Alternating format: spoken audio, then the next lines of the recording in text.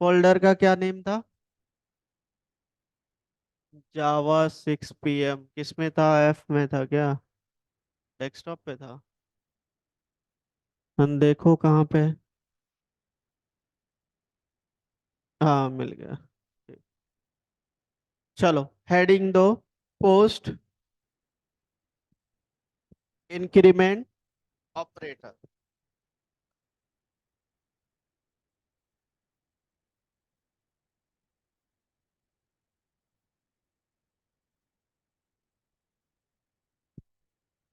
ये सब बहुत इंपॉर्टेंट है, ये इंटरव्यू में पूछा जाता है। ठीक है, आ जाओ आ जाओ, जल्दी आ जाओ। गेट हटाओ। चेयर लगा दो पीछे से। दूसरा चेयर, चेयर चेंज कर लो, चेयर गंदा है। दूसरा ले लो। चलो, देखो यहाँ पे प्री इंक्रीमेंट ऑपरेटर करवा दिया था ना। क्लियर है? चलो देखो, पोस्ट डॉट जावा दे दिया इस फाइल का नेम। और ये है आपका डेस्कटॉप पे। देखो यहाँ क्लास क्रिएट किया मैंने, क्लास बना लिया, क्लास का नेम टेस्ट कुछ भी दे सकते हो। सबको इधर देखो। अब यहाँ पे हम एक्स में कुछ वैल्यूज ले लिए, ठीक है। 10 एंड वाई इक्वल टू हमने दिया यहाँ पे x plus plus plus 5। Then मैं यहाँ पे प्रिंट करवा दिया। आप लोग मुझे बताना कि एक्स की वैल्यू क्या होगा और वाई की वैल्यू क्या होगा।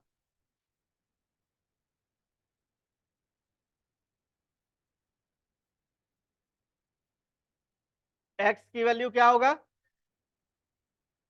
एक्स की वैल्यू कैसे 10 होगा भाई? देखो, इसमें तो इंक्रीमेंट है ना आपका, एक्स में तो इंक्रीमेंट है ना। प्लस प्लस, देखो एक्स में ही तो प्लस प्लस है। एक्स की वैल्यू क्या है आपका? 10 है, तो प्लस प्लस मतलब एक जोड़ देना। तो एक जुड़ जाएगा तो क्या हो जाएगा? एक जुटेगा तो क्या होगा? 11।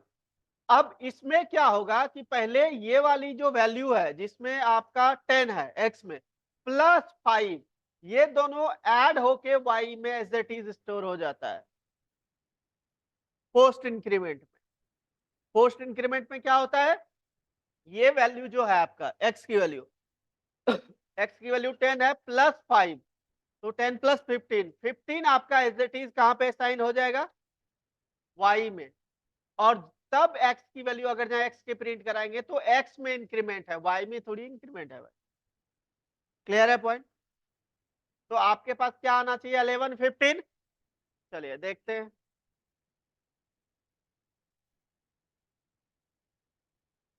CD डेस्कटॉप, कोई बोल रहा है 16 आएगा, चलो देखते हैं। जावा 6 PM फोल्डर का नेम है जावा सी, और फाइल का नेम है पोस्ट डॉट जावा। कंपाइल्स फाइन, क्लास का नेम है आपका टेस्ट। तो क्या आ रहा है? देखो यार, 11 15, किसने बताया था 16 आएगा? कैसे बताओ?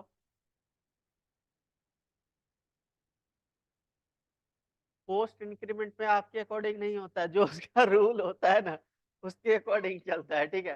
तो पोस्ट क्या कहलाता है? अगर जहाँ आप इसके साथ कोई एडिशन सब्ट्रैक्शन परफॉर्म करते हैं ना, तो आपका वैल्यू जो एक्स के साथ है, सबसे पहले ऑपरेशंस परफॉर्म होगा। तो ऑपरेशन में जो भी दिया है वो ऑपरेशंस परफॉर्म होके एज इट इज वाई में चले जाएगा। तब एक्स में इंक्रीमेंट, एक्स की वैल्यू प्रिंट कराओगे तो उसमें आपकी इंक्रीमेंट होगी, वाई में नहीं। क्लियर है? चलो नोट कर लो इसको।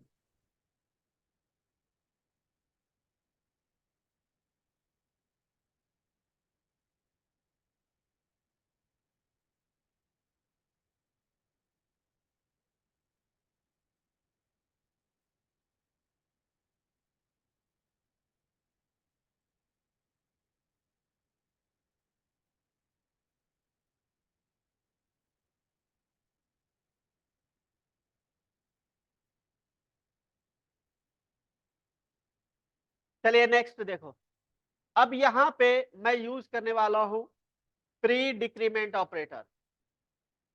प्री डिक्रीमेंट ऑपरेटर, अच्छा ठीक है, कर लो कर लो कर लो। नेक्स्ट क्या था? प्री, यही था ना, प्री पोस्ट हो गया इंक्रीमेंट वाली, अब डिक्रीमेंट वाली। क्लियर है ना? एक मैं करवा देता हूं इसमें, बाकी पोस्ट में आप करके लाओगे, कर लोगे ना? चलो, अब प्री डिक्रीमेंट में क्या होता है? इसमें क्या होता है कि सबसे पहले डिक्रीमेंट करेगा। अब मैंने यहाँ पे लिखा है, देखो यहाँ पे माइनस माइनस एक्स। अब मुझे बताओ यहाँ पे एक्स की वैल्यू क्या होगा, वाई की वैल्यू क्या होगा, आप लोग बताओ। एक्स की 9, वाई की, दोनों का 9 9 ही आएगा, क्योंकि ये देखो एक माइनस पहले कर देगा। पहले यहाँ पे माइनस हो रहा है तो एक तो घट ही नहीं गया, उसके बाद वैल्यू असाइन हो रहा है। Value as it is assign हो गया घटने के बाद, 9 है, 9 वाई में चले गया और एक्स में ही घटा है, तो एक घटा है तो 9 इसका भी वैल्यू हो गया ना। हाँ, प्री पोस्ट दोनों का अलग, पोस्ट का अलग हो जाता है, ठीक है। ये देखो 9 9, क्लियर है, नोट कर लीजिए।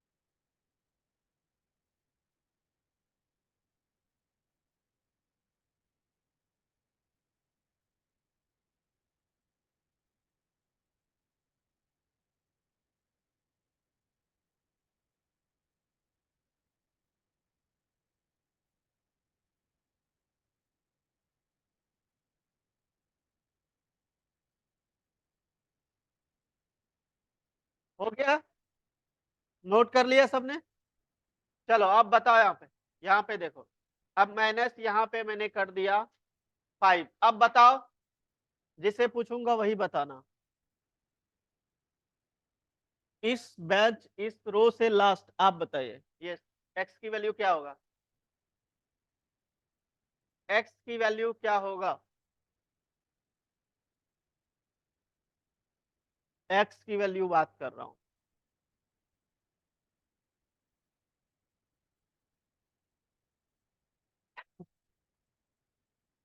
एक्स की वैल्यू क्या होगा? एक्स की वैल्यू, माइनस माइनस का मतलब होता है एक घट जाना। किसमें घटेगा? एक्स की वैल्यू क्या है? 10 है, एक घट जाएगा 9 रहेगा। एक्स की वैल्यू 9, अब वाई की वैल्यू बताओ। हाँ, अब समझ गए, ये होता है। चलिए इसको चला के देखते हैं एक बार। देखो 9 4, क्लियर है, नोट कर लो, नोट कर लीजिए सब कोई।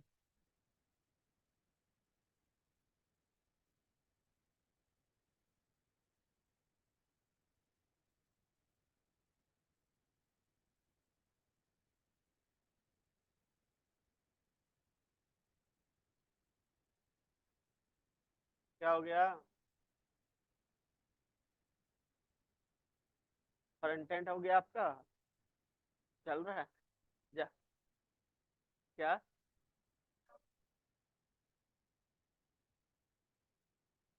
करो करो करो, जल्दी जल्दी करो।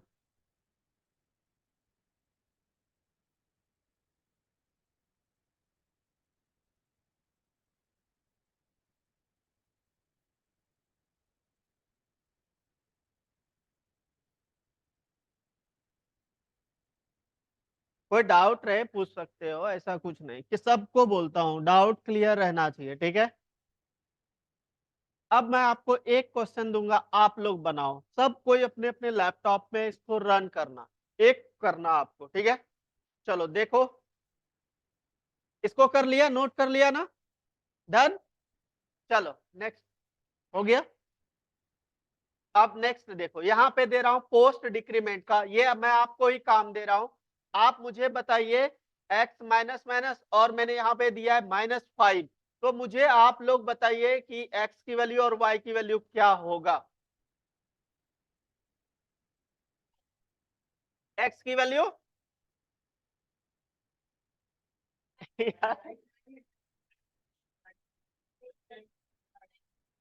x की वैल्यू,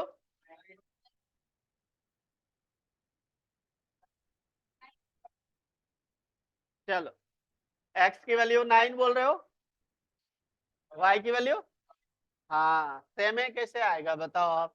उसमें 9 4 था ना आपका। ठीक है, ये कैसे आया, समझ आया? पीछे आपको समझ आ रहा है पक्का?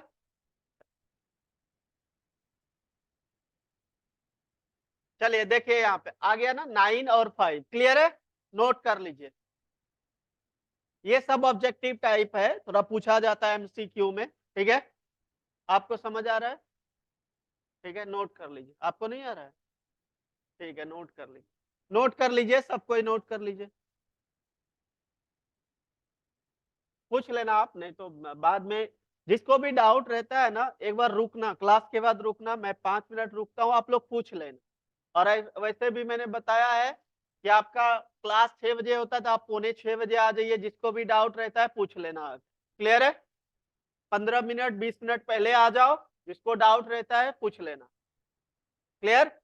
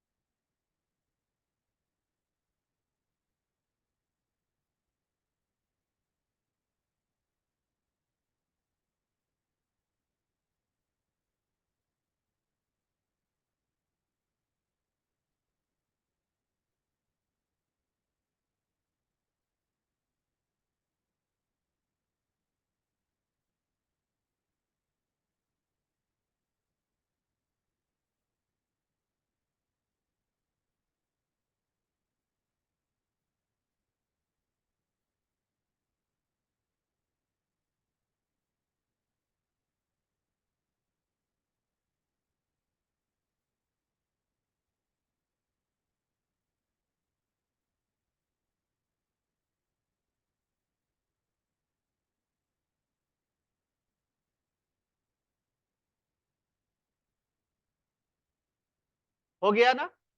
डन। चलिए अब नेक्स्ट देखिए, नेक्स्ट आप दो यहाँ पे हेडिंग टर्नरी ऑपरेटर।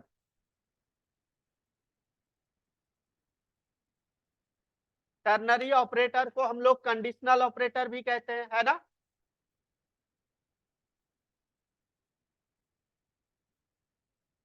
और ये ऑपरेटर बहुत यूज होने वाला ऑपरेटर है, याद रख लेना, क्योंकि ये इफ एल्स की तरह काम करता है, इफ एल्स, इफ एल्स की इफ की तरह भी, ठीक है? तो इसके अंदर जितने लाइन ऑफ कोड, आप इफ एल्स में लाइन ऑफ कोड थोड़ा इंक्रीज हो जाता है। कोई भी हम लोग कंडीशन लगाते हैं, इफ लगाए, फिर कंडीशन, फिर उसका स्टेटमेंट, फिर एल्स लगाए, तो 3 4 लाइन कोड आपका बढ़ा ना। इसको यूज करके वो लाइन ऑफ कोड कम कर सकते हो, सिंगल लाइन में वही चीजें परफॉर्म कर सकते। कोई डाउट? क्लियर है? तो हेडिंग दीजिए आप लोग टर्नरी ऑपरेटर, और इसका डेफिनेशन 1 2 लाइन लिख लीजिए।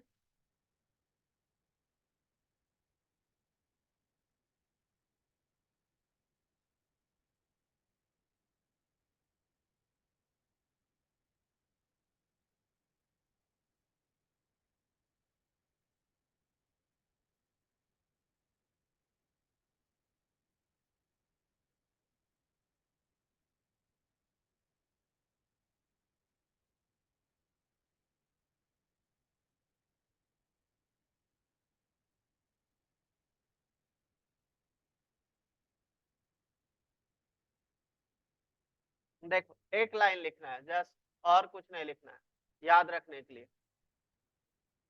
देखो ternary operator in Java is a short hand way of writing if else. यही चीजें मैंने बताया ना कि इफ एल्स में हमें 2-4 लाइन कोड इंक्रीज हो जाता है, उसी का शॉर्ट हैंड है। शॉर्ट हैंड मतलब शॉर्टकट, ठीक है।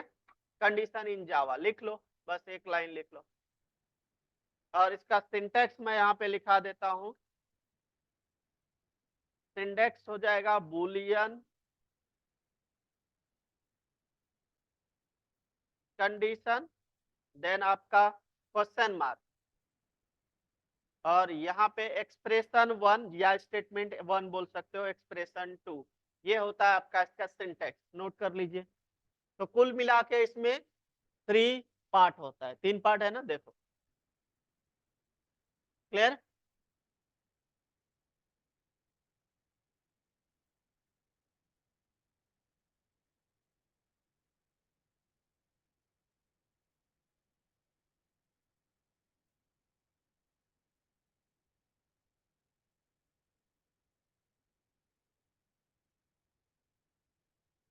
पीछे जो न्यू आए हैं समझ आ रहा है ना आपको, पूछ लीजिएगा कुछ समझ नहीं आए तो, ठीक है।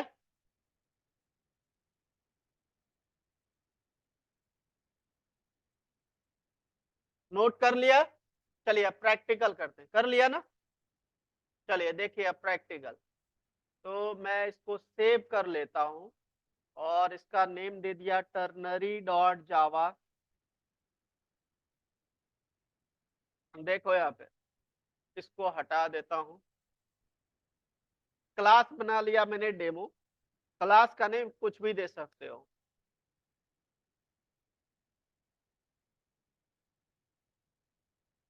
और इसका यहाँ पे करोगे आप, मैं यहाँ पे एक्स की वैल्यू ले लिया 10। मैं क्या करता हूँ, एक रिजल्ट नेम का वेरिएबल ले लिया स्ट्रिंग टाइप का। इसमें मैं यहाँ पे क्या करता हूँ, सबसे पहले बुलियन कंडीशन, यही था सिंटेक्स। तो हमने यहाँ पे दिया एक्स रिमाइंडर 2। हम चेक कर लेते हैं, इवन ऑड का ही ले लो, सिंपल इवन ऑड का, ठीक है। अगर जहाँ 2 से डिवाइड करने के बाद रिमाइंडर 0 आता है तो वो कौन सा कहलाएगा, इवन, इवन कहलाएगा, क्लियर। देन यहाँ पे क्या दोगे, उसके बाद अगर जहाँ मैं यहाँ पे दे दूं, मैसेज दे देता हूँ द नंबर, देखो पहले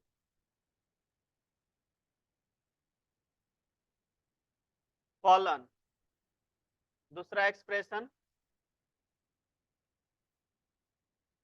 नंबर इज ऑड, क्लियर है। और इसको मैं यहाँ पे प्रिंट करा के देखता हूँ, system dot out dot print L N RES। आप वो ये सारी चीजें मैंने एक वेरिएबल में रख दिया स्ट्रिंग टाइप का, क्लियर है ना। आप ऐसे भी कर सकते हो।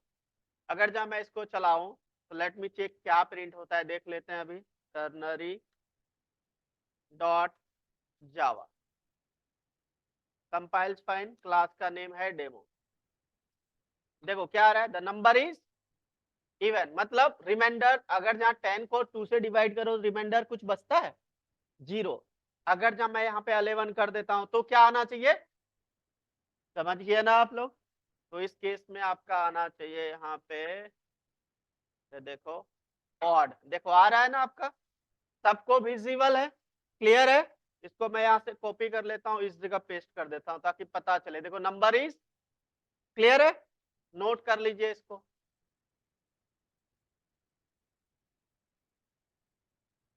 कर दो, कोई सी बंद कर दो इधर से। फर्स्ट बेंच शिमला बन गया, बंद कर दो।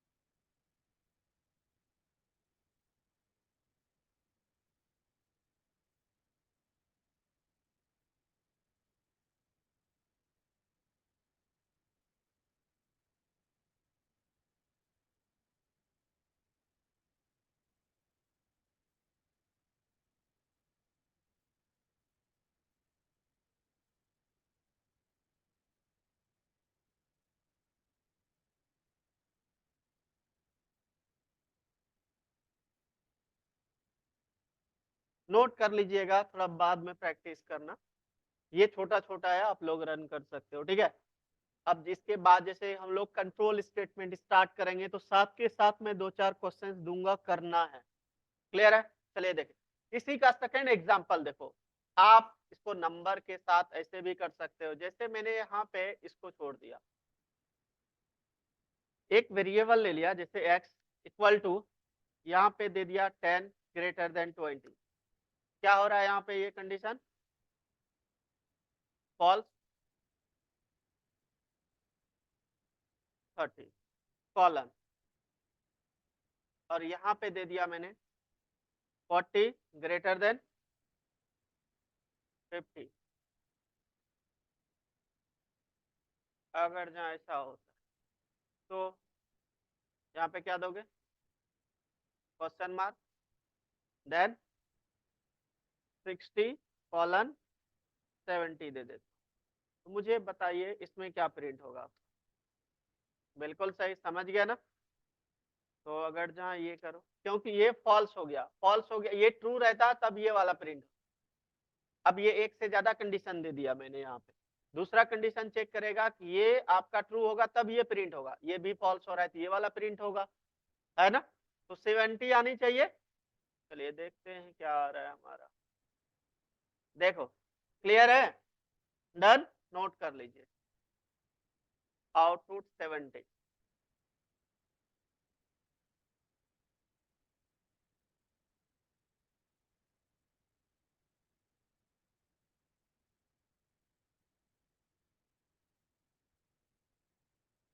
नोट कीजिए।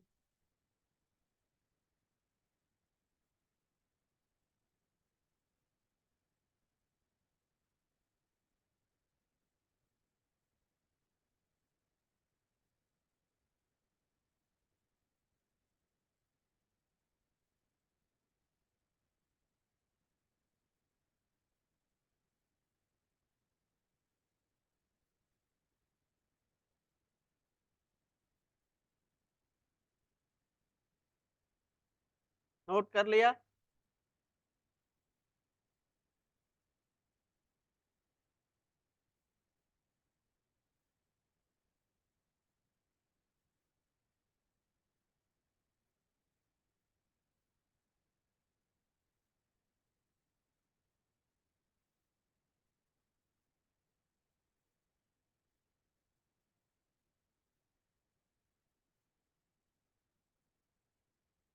क्लियर है ना सबको। चलिए अब आप मुझे एक बना के दिखाइए, मैंने दो कंडीशन लिया है ना, एक और लो आप इसी, तो तीन कंडीशन हो गया। तो ये कैसे काम करेगा, इफ एल्स इफ के तरह ही चल रहा है। एक कंडीशन फॉल्स हुआ, दूसरा कंडीशन चेक कर रहा है, दूसरा फॉल्स हुआ, तीसरा चेक कर रहा है ना। तो आप मुझे करके दिखाइए, एक और कंडीशन इसमें लीजिए, सबको अपने अपने लैपटॉप में कीजिए, करके दिखाइए।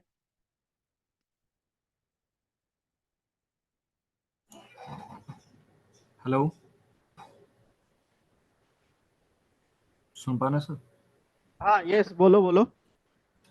सर ये आपने int x बराबर 10 ग्रेटर देन 20 ऐसे जो लिखा है, ये क्वेश्चन मार्क जो है सर, ये क्या वो करता है हमें इंडिकेट?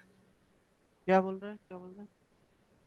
मैं सर एक क्वेश्चन, क्वेश्चन मार्क, हाँ जी ये सिंटैक्स है, आपको सिंटैक्स नोट करवाए थे, ये कंडीशनल ऑपरेटर का ना सिंटैक्स है, जी। ठीक है। तो सिंटैक्स मतलब क्वेश्चन मार्क जैसे ट्रू होगा ना, जस्ट इसके बगल वाले जो है आपने स्टेटमेंट दिया वो प्रिंट होगा, अदरवाइज कॉलन के बाद हो जाता है एल्स, एल्स मतलब फॉल्स होने पे।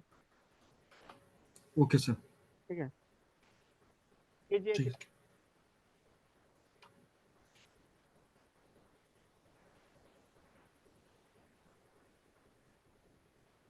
मैंने क्वेश्चन ये दिया है, ये मैंने यहाँ पे दो कंडीशन यूज किया है ना, आप एक और यूज करो, तीन कर लो। समझ गया मेरी बात,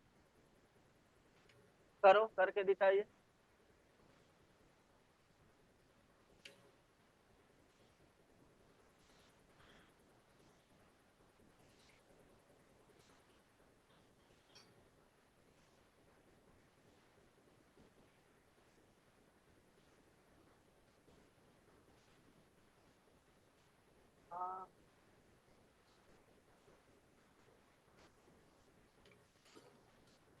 सही है, बिल्कुल सही।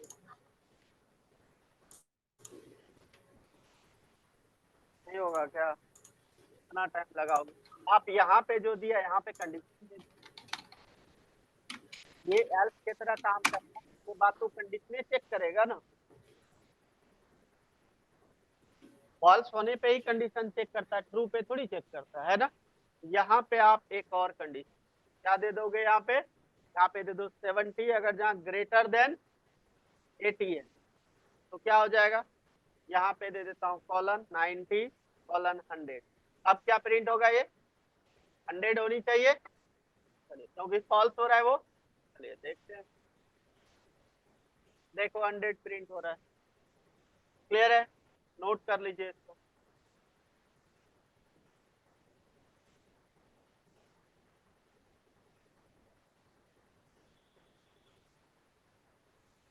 ऐसा सब ऑब्जेक्टिव में पूछा जा सकता है आपसे, जब कंपनी में एप्टीट्यूड टेस्ट दोगे तो ये सारी चीजें पूछा जा सकता है।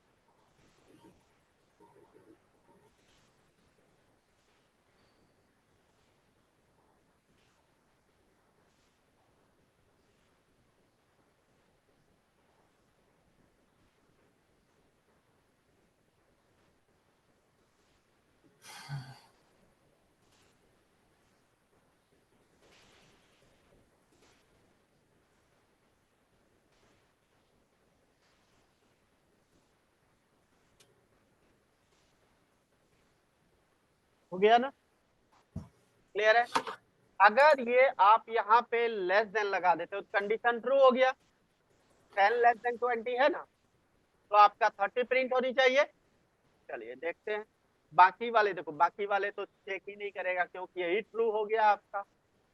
चलिए लेट मी चेक, ये देखो 30 आ रहा है, क्लियर है ना, आई होप क्लियर है कॉन्सेप्ट।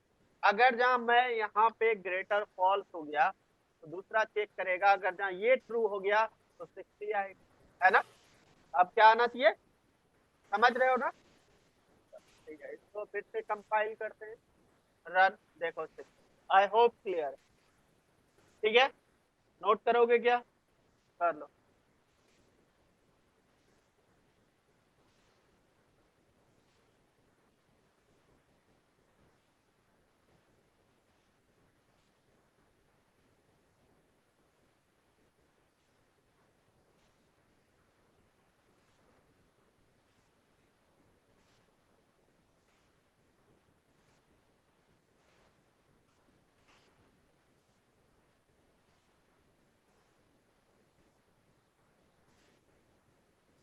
नोट कर लिया ना, फटाफट कर लो।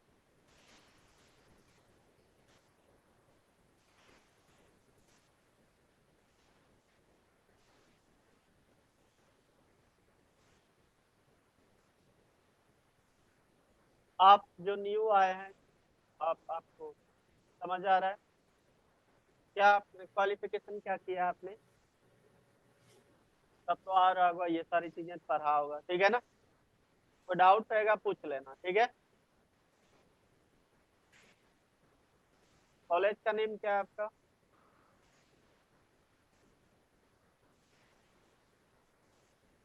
अच्छा, चलो ठीक है, हो गया। चलिए नेक्स्ट ऑपरेटर लिखो, इंस्टेंस ऑफ ऑपरेटर।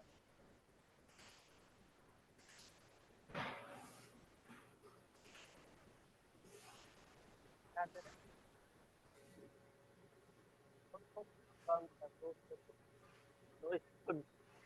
कोई दिक्कत, नोट करो इंस्टेंस ऑफ ऑपरेटर।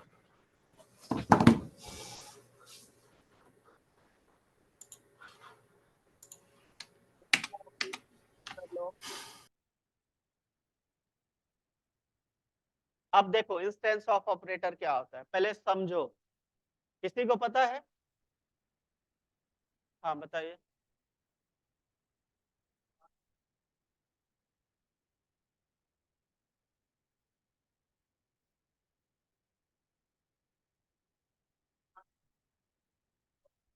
बिल्कुल सही। इंस्टेंस ऑफ ऑपरेटर का काम ये होता है, जो भी हमने क्लास क्रिएट किया है, क्लास का ऑब्जेक्ट बनाएंगे। अब वो ऑब्जेक्ट पार्टिकुलर उसी टाइप का है कि नहीं है, उस चीज को चेक करने के लिए यूज किया जाता है। क्लियर है? क्लास हो सकता है, सब क्लास हो सकता है, इंटरफेस हो सकता है। ठीक है, तो एक लाइन इसके बारे में भी नोट कर लीजिए आप लोग, हेडिंग दो, इंस्टेंस ऑफ ऑपरेटर।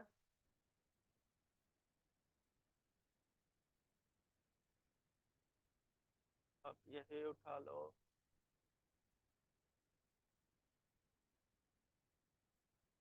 हेडिंग दे दिया ना। चलो देखो यहाँ पे, instance of operator is used to test whether the object is an instance of the specified type or not। मतलब वो उसी टाइप का है या नहीं। इसमें मैंने क्या बताया, क्लास भी हो सकता है, सब क्लास भी हो सकता है, इंटरफेस भी हो। क्लियर है? नोट कर लीजिए।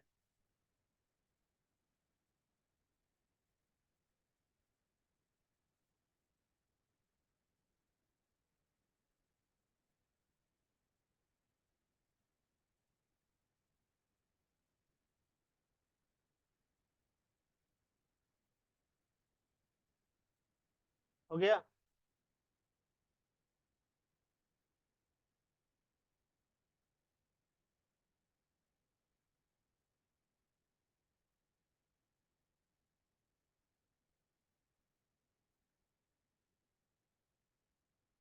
ये भी इंटरव्यू में पूछा गया, इंस्टेंस ऑफ ऑपरेटर क्या होता है, क्या काम होता है। ये कई बार जावा वाले से पूछा गया।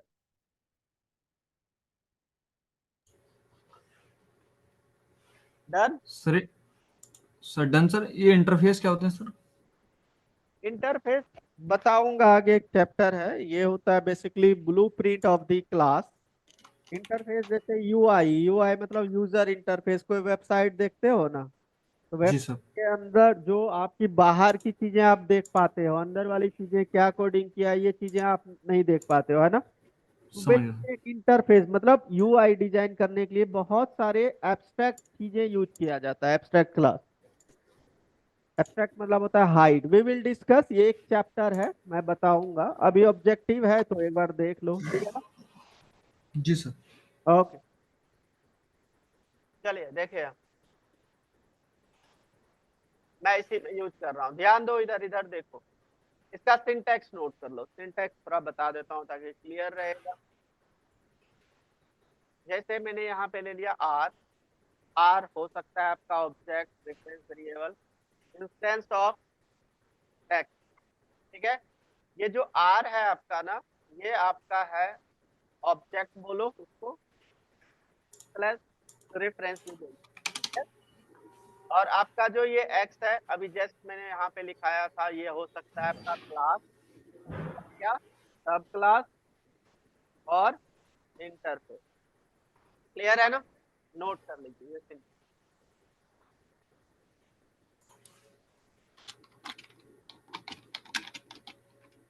म्यूट कर लो। आप बार बार अनम्यूट कर लेता है, अनम्यूट मत करो, आवाज आता है। जितेंद्र आप म्यूट कर लो, सर म्यूट कर लो, आप म्यूट कर लो। हो गया?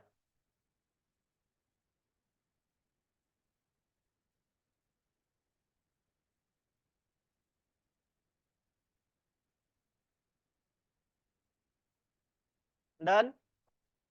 अब एक चीजें याद रखना, कोई भी हम लोग क्लास क्रिएट करते हैं ना, उसका भी एक रूट क्लास होता है, या पेरेंट क्लास बोल सकते हो। उस पेरेंट क्लास का नेम होता है ऑब्जेक्ट क्लास। क्या होता है? ऑब्जेक्ट क्लास, याद रख लें। ठीक है, तो आप, जैसे मैं यहाँ पे आपको एग्जांपल करके दिखाता हूँ, देखो ये एक छोटा सा क्लास है।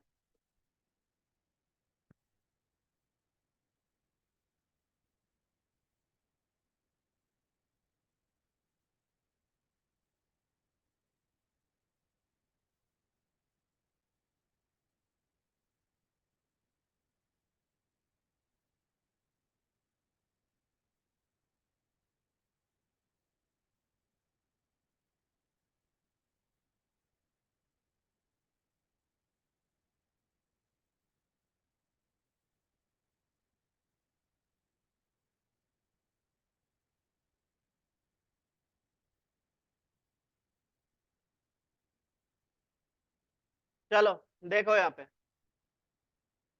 अब यहाँ पे हमने क्लास क्या बनाया, डेमो ना, और उसका रेफरेंस वेरिएबल डी बना लिया इक्वल टू न्यू डेमो।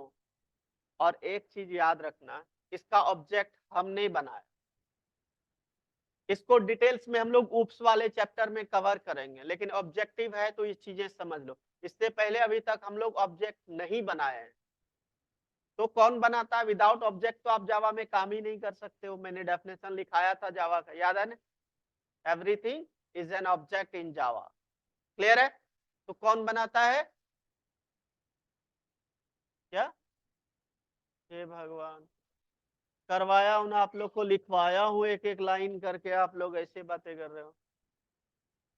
तो स्टैटिक जो मेथड यहाँ पे लिखते हैं ना, ये जो स्टैटिक कीवर्ड है, नॉट मेथड, कीवर्ड, इसका क्या काम होता है? इसका यही काम है कि आपको ऑब्जेक्ट क्रिएट करने की जरूरत नहीं है। हाँ ठीक है, ये लिखवाया था उस दिन मैंने आप लोग को। अब मैंने यहाँ पे क्रिएट कर दिया, तो अब वो नहीं करेगा। क्लियर है पॉइंट? चलिए, अब हर ऑब्जेक्ट का एक यूनिक आईडी होता है, याद रख लेना। आप बोलोगे कैसे? देखो मैं प्रिंट करके दिखा देता हूँ। यहाँ पे डी प्रिंट कर रहा हूँ, इसका एक हैश कोड प्रिंट होगा। ये हैश कोड बेसिकली जेबीएम अपने पास रखता है रिकॉग्नाइज करने के लिए, ये वाला जो रेफरेंस है ये इस वाले ऑब्जेक्ट का है। ठीक है, जैसे हम लोग अपने में कैसे नाम याद रखते हैं, मैं भी तो सबका नाम याद रखता हूँ, वो पूछता हूँ, तो एज ए नेम जो है हम आप लोग का रख रहे हैं। ठीक है, वही वो चीजें जेबीएम भी रखता है। अगर जो हम 3-4 ऑब्जेक्ट बना दिए तो 3-4 तो वो अलग अलग हो गया ना। क्लियर है? वो अलग अलग रिकॉग्नाइज, मतलब समझने के लिए वो अपना अपना एक आईडी दे दे। ठीक है, चलिए मैं इसको प्रिंट करके देखता हूँ एक बार। इसका नेम टर्नरी ही रखा है, ये कई बार इंटरव्यू में पूछा गया है। देखो डेमो, और ये हैश कोड प्रिंट कर रहा है। मैं इसको यहाँ से कॉपी करके पेस्ट कर देता हूँ यहाँ पे, देखो ये आ गया आपका। अब मैं फिर से इसका एक ऑब्जेक्ट बनाता हूँ। देखो इसी सेम क्लास का मैं एक और ऑब्जेक्ट बनाता हूँ, इसका नेम दे दिया रेफरेंस वेरिएबल D1, और इसको प्रिंट करा दिया। अब इसका देखते हैं कि रेफरेंस जो है, यूनिक जो आईडी है इसका क्या है, देखते हैं। चलो इसको प्रिंट करवाया, और मैंने इसको कॉपी किया और यहाँ पे पेस्ट कर दिया। देखो दोनों अलग अलग है। क्लियर है ना? तो जितनी बार ऑब्जेक्ट क्रिएट करोगे उतनी बार उसका एक यूनिक आईडी क्रिएट होता है। कोई डाउट? क्लियर है? हम ये सिर्फ समझाने के लिए किए, इसको रहने दो। लिखोगे क्या इसको? याद रहेगा, याद रखना, छोटी सी चीजें हैं। अब बात करते हैं इंस्टेंस ऑफ। चलो देखो यहाँ system dot out dot print L N, मैंने यहाँ पे डी लिखा, इंस्टेंस ऑफ, और यहाँ पे डेमो। अब ये देगा आपको ट्रू, क्योंकि जो डेमो है, ये जो डेमो है ये क्लास, इसका ऑब्जेक्ट आपका डी है ना, तो ये जो डी है क्या इसी क्लास का है? रेफरेंस वेरिएबल है ना, तो इस केस में आपका क्या आना चाहिए? ट्रू। लेट मी चेक, देखो ट्रू आ रहा है। अब अगर जहां मैं इसको कॉपी करता हूं, नीचे पेस्ट कर दिया, और यहाँ पे लिख देता हूं सपोज करो DEM, और डी जो है वो DEM का नहीं है, ऑब्जेक्ट नहीं है ना, तो चलिए इस केस में आपका एरर आएगा। देखो यहाँ पे देखो कैन नॉट फाइंड, ये देखो can not find symbol. Clear है पॉइंट? अब जैसे मैंने बताया हर क्लास का एक object class, basically root class होता है, पेरेंट क्लास होता है, उस क्लास को हम लोग ऑब्जेक्ट क्लास कहते हैं। अगर जब मैं यहाँ पे ऑब्जेक्ट लिखूं तो ये वर्क करेगा, क्योंकि ये भी क्लास उसी क्लास से बिलोंग्स करता है। इसका भी पेरेंट क्लास कौन सा है? Object class. कोई डाउट? ठीक है, अब मैं इसको चला,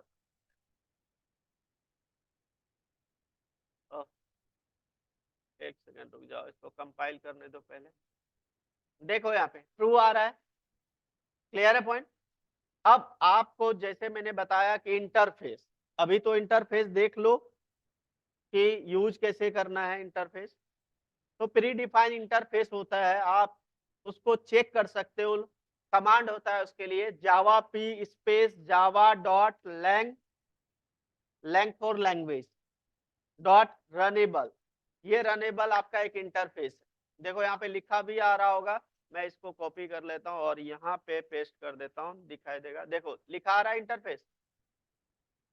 जो लैंग्वेज पैकेज के अंदर आता है ना, उसको आपको इंपोर्ट करने की जरूरत नहीं होता है क्लास के अंदर। आप विदाउट इंपोर्ट किए उस चीज को यूज कर सकते हो, ओनली लैंग्वेज पैकेज के अंदर जो होता है, तो बाय डिफॉल्ट इंपोर्टेड होता है। क्लियर है? तो चलो इसको अब यूज करके देखते हैं। तो इसको भी हटा दिया मैंने, और यहाँ पे मैं लिखता हूं कि क्या लिखोगे, कैसे चेक करोगे बताओ? तो ये रनेबल जो है ना, ये थ्रेड क्लास में यूज होता है। थ्रेड थ्रेड वो भी प्री डिफाइंड क्लास है। तो देखो उसमें यूज कर लेते हैं t1 equal to new thread thread. और मैं यहाँ पे चेक कर लेता हूँ क्या ये जो है t1 instance of runnable,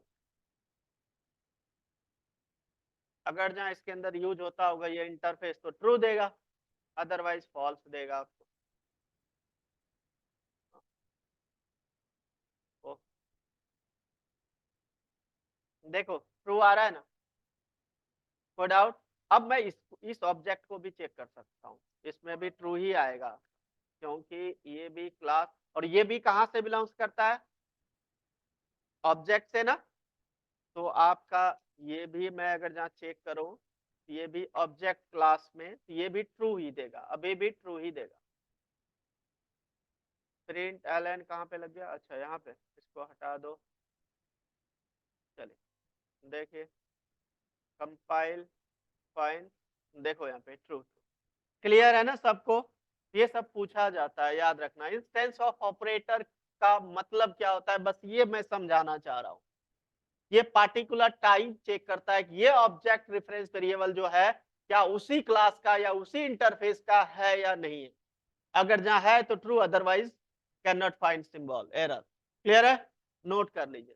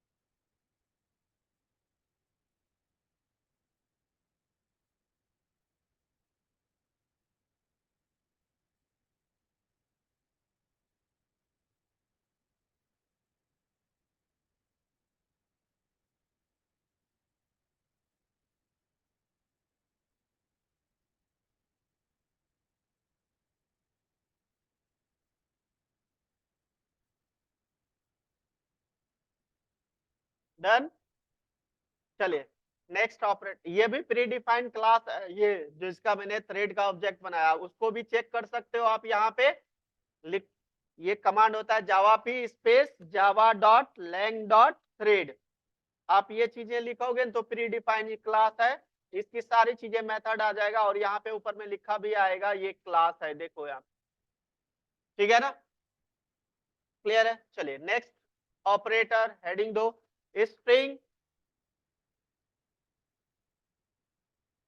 concatenation operator.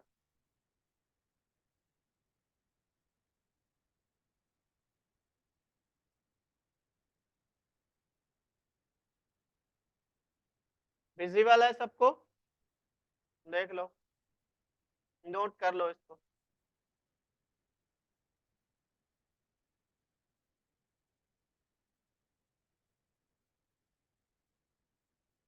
हो गया। चलिए इसको प्रैक्टिकल देखें, चीजें प्रैक्टिकल देखोगे ज्यादा क्लियर रहेगा। हमने यहाँ पे एक ए बी सी, ए में मैंने यहाँ पे वैल्यू दे दिया 10, बी में 20, सी में 30, ऐसा कुछ दे दिया। और यहाँ पे एक स्ट्रिंग टाइप का वेरिएबल ले लेता हूँ डेटा, बातें मत करो। यहाँ पे देखो, आप लोग को आंसर करना है कि क्या आउटपुट आएगा। ये बेसिक क्वेश्चन है, सबसे बेसिक है, देख लो आप। A plus b plus c plus data, मुझे आप लोग बताना किस किसका क्या आउटपुट आएगा। देखो वो पहले एरर बता रही है, देख रहे हैं, भगवान भला करे आप।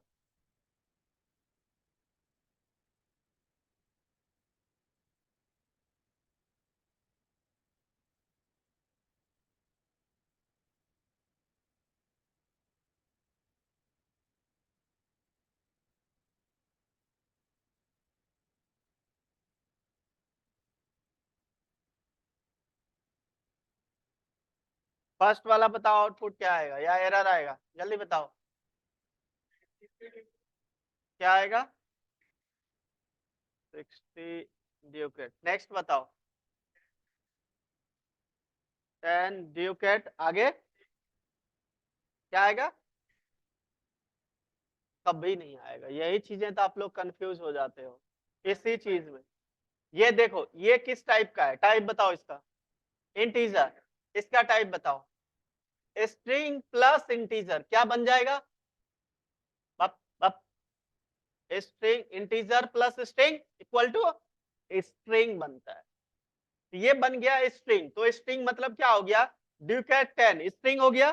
स्ट्रिंग प्लस ये क्या है, इंटीजर। स्ट्रिंग प्लस इंटीजर फिर भी तो स्ट्रिंग ही बन जाएगा, उसके साथ ऐड ही नहीं होगा क्योंकि दोनों अलग अलग टाइप है।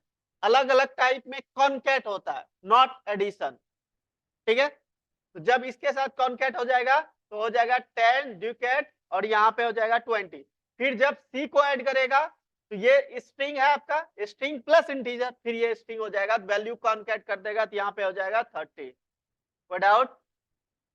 नेक्स्ट बताओ इसका, ड्यूकेट 10 20 30, बिल्कुल सही। लास्ट बताओ,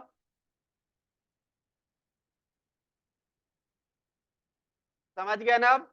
चलो चलाते हैं इसको, देखते हैं क्या यही आ रहा है कि कुछ और।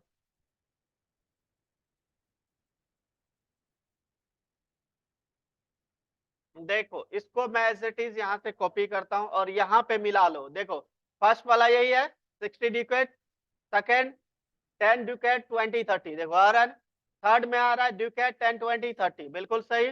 फोर्थ में आ रहा है 30 ड्यूकेट 30। क्लियर है सबको। तो याद रखना स्ट्रिंग के साथ जब आप किसी को एडिशन परफॉर्म करते हो वो कोई और टाइप होता है, उसका टाइप हो जाता है स्ट्रिंग, ठीक है, चाहे डबल हो फ्लोट हो कुछ भी हो। क्लियर है, ये चीजें याद रखिएगा, नोट कर लो।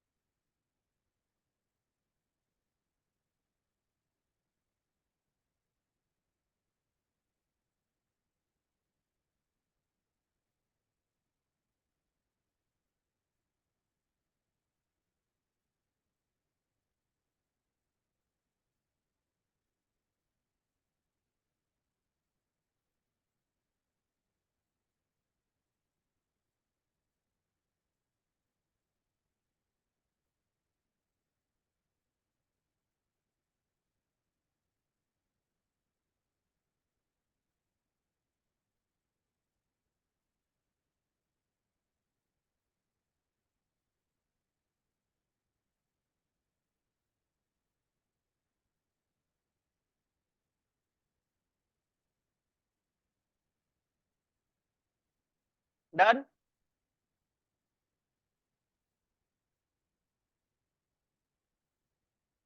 हो गया? नहीं हुआ है? करो।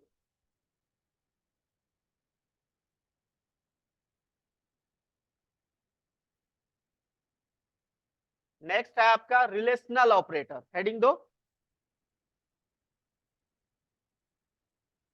ऑपरेटर्स, जिसमें आपका डबल इक्वल टू भी आ जाएगा, इक्वलिटी ऑपरेटर बोलते हैं, not equal to, less than, greater than, less than equal to, greater than equal to, ठीक है, ये चीजें। और ये चीजें याद रखना, ये सारे जो रिलेशनल ऑपरेटर्स है ना, ये बुलियन रिटर्न करता है, ऑलवेज याद रखना, बुलियन वैल्यू मतलब ट्रू फॉल्स। क्लियर है? चलिए अब इसको हम प्रैक्टिकल करके थोड़ा देखते हैं। देखो यहाँ पे इसी में करवाता हूँ, देखो इसको हटा देता हूँ, इसको भी हटा देता हूं।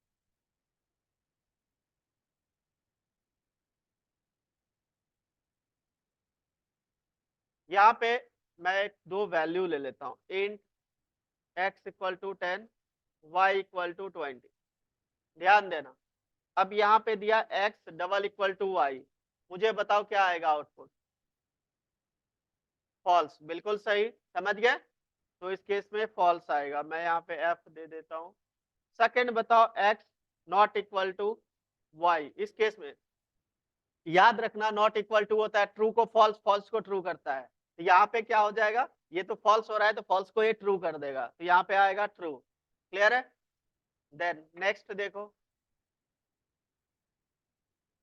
अब यहाँ पे x लेस देन y, तो क्या आएगा बताओ? x की वैल्यू y से कम है ना, तो इस केस में आपका आएगा ट्रू। चलिए अब यहाँ पे देखो, अगर x की वैल्यू ग्रेटर है y से, तो इस केस में क्या आएगा? फॉल्स, नहीं है। नेक्स्ट देखो,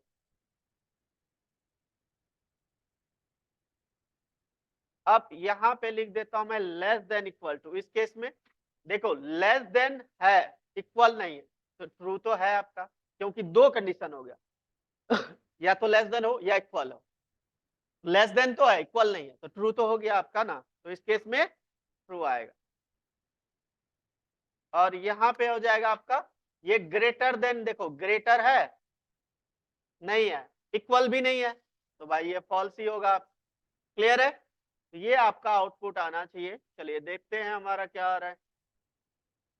देखो इसको एज इट इज मैं यहाँ से कॉपी करता हूँ ताकि चेक कर ले। देखो फर्स्ट वाला फॉल्स है, second true, third true, fourth आपका क्या है यहाँ पे? फॉल्स है, बिल्कुल सही, ट्रू फिफ्थ वाला, एंड लास्ट वाली फॉल्स, बिल्कुल सही चल रहा है। क्लियर है? नोट कर लीजिए।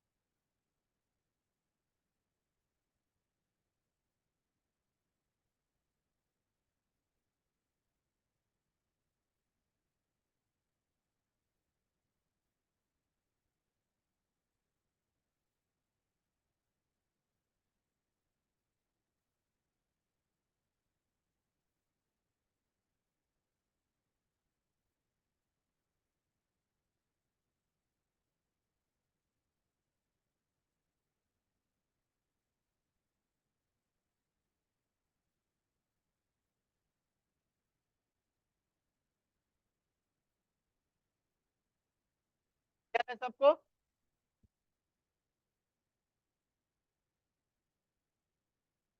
चलिए इतना कंप्लीट करके आइए, रेस्ट अब हम कल डिस्कस करेंगे, ठीक है ना? चलिए इतना करके आइएगा लेकिन, ठीक है? डन। और जो न्यू आए हैं, लैपटॉप लाए हो आप लोग? लाए हो?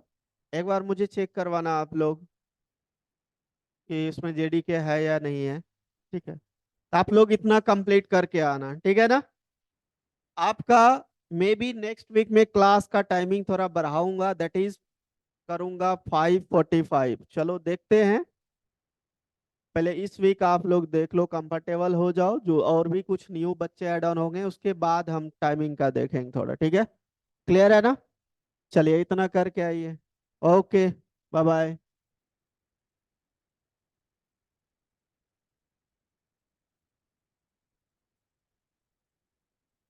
और जो ऐड नहीं है क्लासरूम में गूगल में, तो आप जाके राहुल सर को बोलना, अकाउंट ऑफिस में ऐड कर देंगे आपको, ठीक है?